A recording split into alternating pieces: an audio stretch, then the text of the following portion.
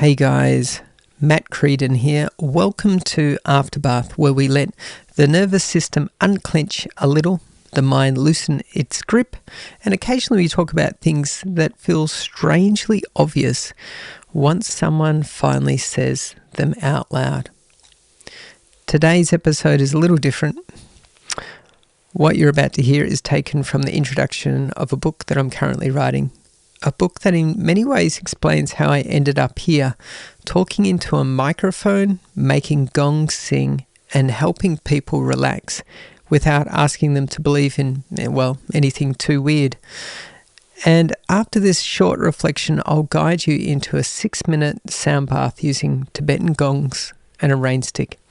Something simple, spacious, and grounding, no effort required, just listening. I'm 52 as I record this, and if I had to sum up my life these days in one sentence, it would probably be this: transforming lives one note at a time. It sounds neat, almost suspiciously tidy, but really it took decades of confusion, failed dreams, overthinking, burnout, and a very unexpected spiritual awakening to get here. At 45, after years of taking music and myself very seriously, something shifted. Not in a dramatic lightning bolt kind of way. No ashrams, no orange robes, no chanting on a mountaintop. It came in the form of a checkout chick at my local supermarket who casually suggested I read The Power of Now by Eckhart Tolle. That book didn't blow my mind with fireworks. It quietly dismantled it, like someone gently turning up the dimmer switch on reality and saying, "Oh, this is what's actually been going on." And what followed wasn't a moment, it was a state, a deep, stable peace that never really left. And this is how I became a seeker without meaning to. I didn't set out to be spiritual. I just wanted life to make sense and to hurt a little bit less. I was a sensitive kid growing up. Apparently, even as a baby, I didn't cry much. I just stared like I was trying to work out who approved this whole human experiment.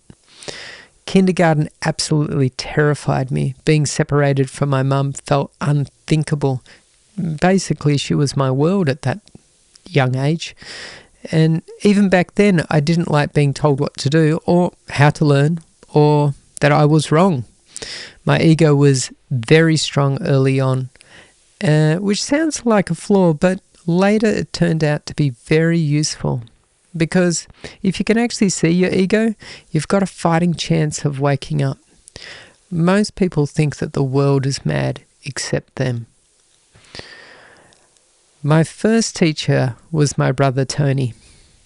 I was lucky in a very strange way to have a guru from a very early age, my brother Tony. Tony has schizophrenia. It's a brutal condition, a life lived in constant threat, where your mind turns against itself. One of my earliest memories is standing in the hallway as a small child, hearing him downstairs during a panic attack, and feeling this overwhelming compassion. I didn't have words for it yet.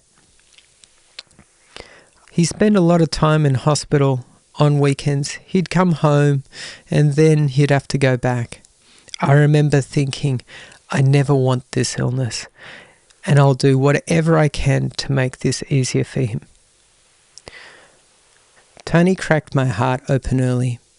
He taught me patience, compassion, and how to stay present when you can't fix a goddamn thing.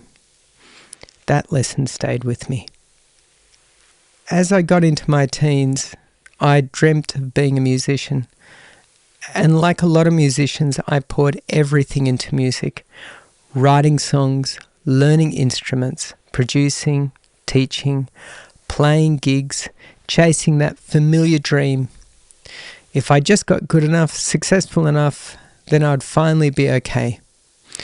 And some projects worked and many didn't. By my mid-40s, I was exhausted, mentally, emotionally, creatively. I was strategizing constantly. Should I make music that makes money? Music that lights me up? Both? Neither? I was drowning in options and starving for meaning. It's a classic first world suffering. And then the shift happened. It was gentle, no explosion, just peace. It felt like slipping into a warm bath you didn't know was there. A part of me died. That part was endlessly offended, anxious, obsessed with tiny problems. And I realized something simple and shocking. This constant mental noise isn't me.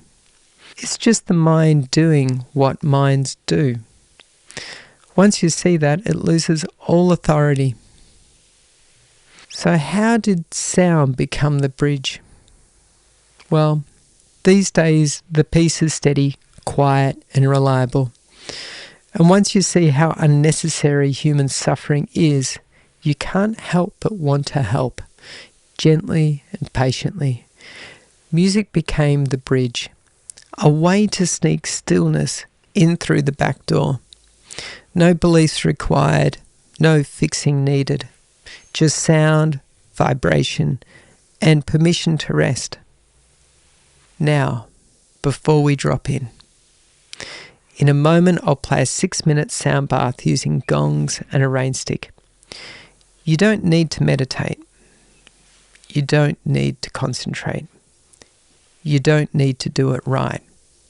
Just listen. If you're sitting, let the shoulders drop. If you're lying down, even better. If thoughts come, fine. If you drift, also fine. Sound does the work.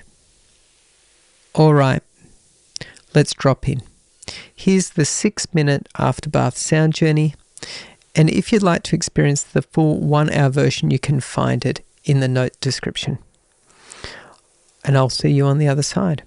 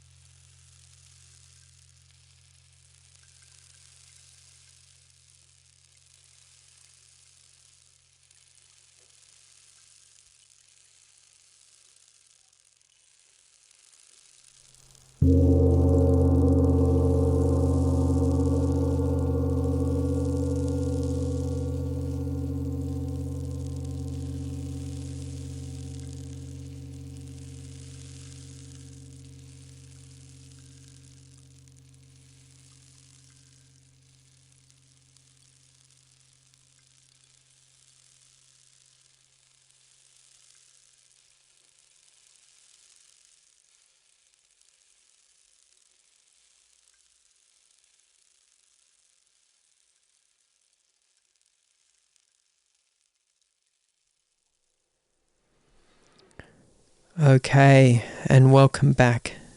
And that's a good place to leave it. If you'd like to go deeper, there is a full 1-hour version of this sound bath with gongs and rainstick waiting for you here in the show notes. Headphones are always a good idea, but not essential. Lie down if you can, or just let it play while you potter around doing very important things like not rushing. Thanks for spending some time with me, and thanks for listening. And thanks for giving yourself permission to slow down, even if it was only for a few minutes. As always, no need to fix anything, improve anything, or become anyone else. You're doing just fine. This is Afterbath with Mat Creedon. I'll see you next time. Take care.